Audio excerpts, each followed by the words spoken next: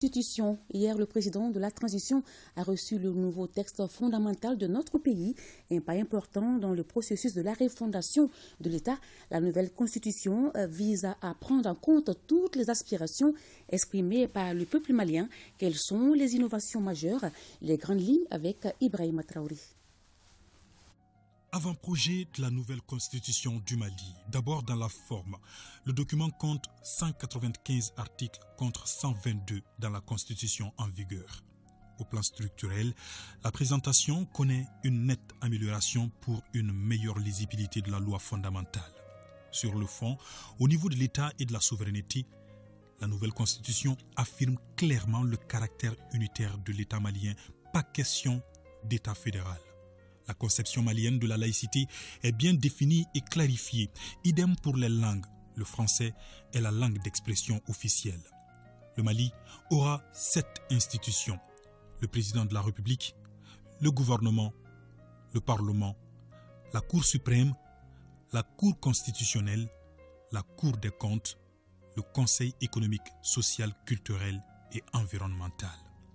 La Haute Cour de justice et le Haut Conseil des collectivités disparaissent.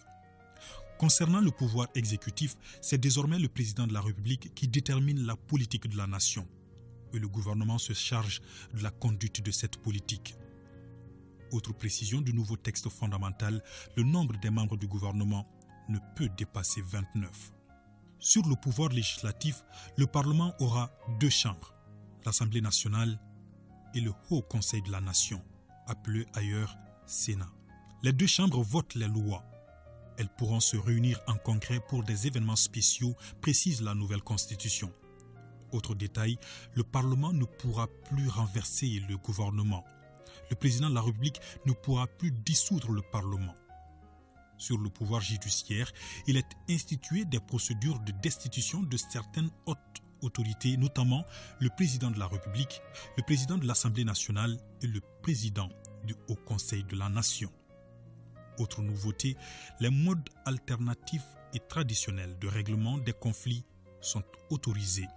Une loi déterminera les modalités d'application de cette justice alternative. En plus, les citoyens pourront désormais saisir directement le Conseil supérieur de la magistrature avec le changement qu'il connaîtra dans sa nouvelle composition. Enfin, l'on note beaucoup de modifications dans les attributions et pouvoirs de la Cour constitutionnelle.